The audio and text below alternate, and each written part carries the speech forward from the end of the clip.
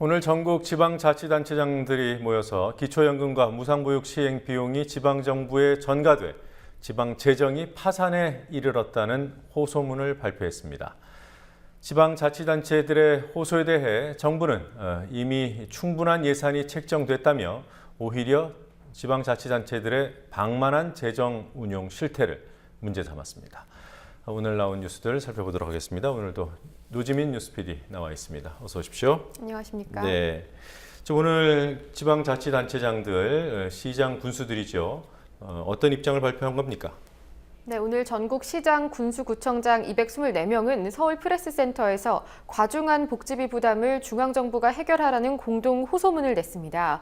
이 호소문에서 전국 지자체장들은 정부가 무상보육 기초연금 시행 비용을 지방정부에 전가해 지방재정의 심각한 파산 상태를 초래하고 있다고 지적했습니다. 이어 영유아 보육과 기초연금 같은 보편적 복지는 국가의 주요 정책이므로 그 비용을 국가가 전액 부담해야 한다고 강조했습니다. 지자체장들은 지금과 같은 재정 상황이 방치되면 복지비 지급은 물론 주민들을 위한 기본 행정도 마비되는 이른바 복지 디폴트, 즉 복지로 인한 파산이 일어날 것이라고 주장했습니다.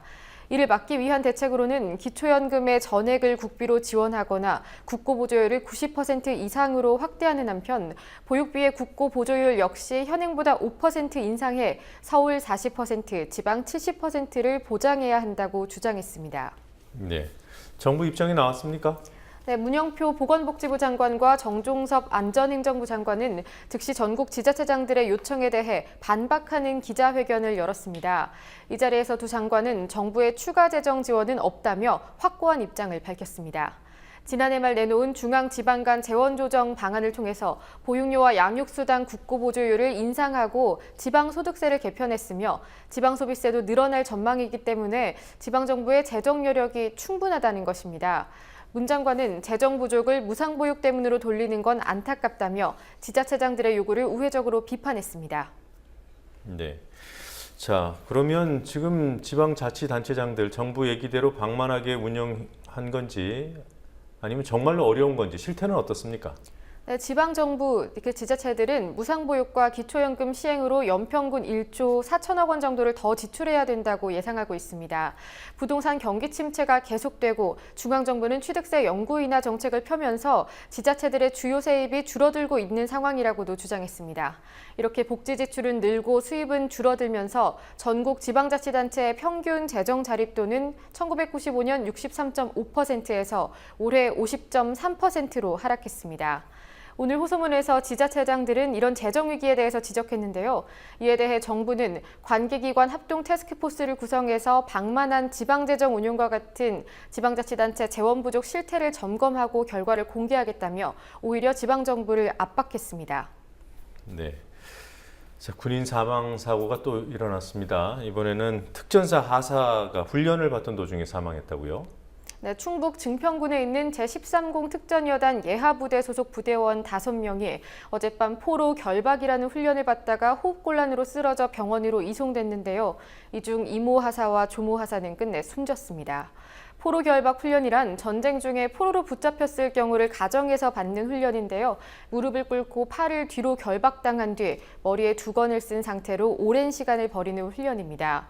군 당국의 사고 경위 문건을 보면 훈련이 시작된 지 약 1시간이 지났을 때 장병들이 살려달라고 외쳤지만 교관들은 훈련 분위기 조성을 위해서 소리친 것으로 생각했다고 기록돼 있습니다.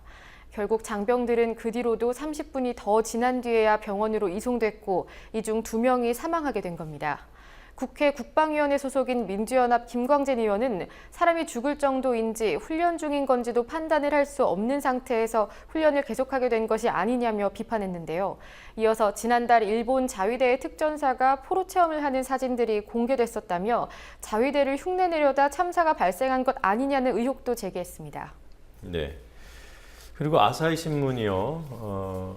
박근혜 대통령과 관련된 기사를 썼다고 명예훼손 혐의로 산케이 신문이 검찰 수사를 받고 있지 않습니까? 이 부분에 대해서 비판하는 기사를 실었군요. 네, 아사히 신문은 오늘자 사설을 통해 정권 뜻에 맞지 않는 것을 쓴 기자를 압박하는 행위는 권력 남용이라며 박근혜 정부를 비판했습니다. 보도에 대한 압박은 용납할 수 없다는 제목의 이 사설을 통해 아사히 신문은 한국에서 시계바늘이 거꾸로 돌아간 것과 같은 일이 벌어지고 있다며 자사의 서울지국도 1980년대 회세 위기에 놓인 적이 있지만 이는 한국에서 민주화가 이뤄지기 전인 4반세기 전의 일이라고 지적했습니다. 논란이 된 상케이 신문의 기사에 대해서는 한국신문 즉 조선일보의 칼럼이나 증권가에 흘러다니던 정보를 근거로 쓰여 있다. 풍문을 안이하게 쓴 부분에 대해선 상케이 신문도 반성할 필요가 있다고 주장했습니다. 하지만 검찰이 만약 이대로 기소를 단행한다면 국제사회는 한국의 민주주의에 큰 의문부호를 던질 것이라며 세계 선진국 상식의 관점에서 보자면 이는 공권력을 위한 사용한 위압일 뿐이라고 꼬집었습니다. 네. 상케이 신문하고 아사히 신문 논조가 상당히 다르기 때문에 우리나라로 치면 이런 것 같아요. 조선일보가 검찰 조사받을 때 한겨레 신문이 나서주는 것. 네, 그런 그 셈입니다. 정도 관계가 아닐까 싶은데요. 자, 그리고 박근혜 정부가 카지노 허용하자 하면서 이것이 지방 경제, 지방 재정을 튼튼히 하는 데 도움이 될 것이라고 이렇게 선전해 오지 않았습니까? 그것이 사실이 아니라는 통계가 있습니까? 네, 인천경제정의실천시민연합이 인천 재정난 해소를 위한 카지노 유치 토론회에서 주장한 내용입니다. 인천경실련은 외국인 카지노 매출액을 분석한 결과 지난해 총 매출액 약 1조 4천억 원 중 지방세, 즉 카지노 입지 지역의 지자체가 거둘 수 있는 세금이 128억 원에 불과했다고 밝혔습니다. 비율로 따지면 전체 매출액의 0.01%도 안 되는 금액으로 사실상 카지노로 인한 혜택이 거의 없다는 것을 뜻합니다.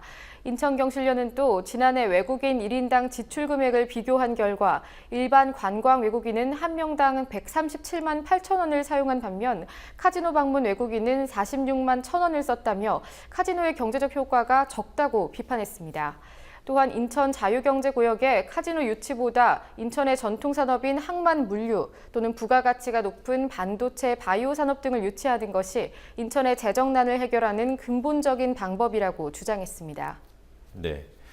그리고요, 이라크의 순위파 반군단체 또 미국인 기자를 참수하는 동영상을 공개했다고 합니다. 네, 현지 시간 2일 이라크 반군단체 이슬람 국가 즉 IS가 인질로 잡혀있던 미국인 기자 스티븐 스트로프를 참수하는 동영상을 공개했습니다. 이번 참수는 지난달 19일 첫 번째 희생자였던 미국인 기자 제임스 폴리의 살해 동영상에서 이미 예고된 일이었습니다. 이번에 공개된 참수 동영상에서도 IS 대원은 미국의 철수를 요구하는 한편 세 번째로 영국인 인질을 참수할 것이라고 경고했습니다. 동영상이 공개된 뒤 미국 내에서 이번 참사는 정부의 탓이라는 비판의 목소리가 높아지고 있습니다. 첫 번째 참수와 달리 두 번째 참수는 이미 예고가 돼 있던 것만큼 대통령이 외교력을 발휘했으면 막을 수 있었다는 비판인데요. 미국 언론들은 일제히 오바마의 리더십이 위기에 빠졌다 이렇게 논평했습니다. 네. 우리나라 국가 경쟁력 순위가 계속 하락하고 있습니다. 몇입니까? 네, 세계경제포럼 WEF가 오늘 144개국을 기준으로 발표한 국가 경쟁력 평가에서 한국은 전년도보다 한 단계 더 내려간 26위를 차지했습니다. 한국의 국가 경쟁력 순위는 지난 2004년 29위까지 떨어졌다가 노무현 정부 마지막 해인 2007년 11위로 최고 순위를 달성했는데요. 이후 지속적인 하락세를 이어가다 올해 들어 10년 만에 최저치를 기록했습니다. WEF의 국가 경쟁력 평가 기준은 3개 부문 12개 항목으로 나뉘는데요. 한국의 경우는 거시경제 환경이 순위가 높아진 반면 인프라, 보건 및 초등교육 부문에서는 순위가 낮아졌습니다. 특히 은행 건전성은 122위, 기업 경영윤리는 95위로 최하위권이라는 평가를 받았습니다.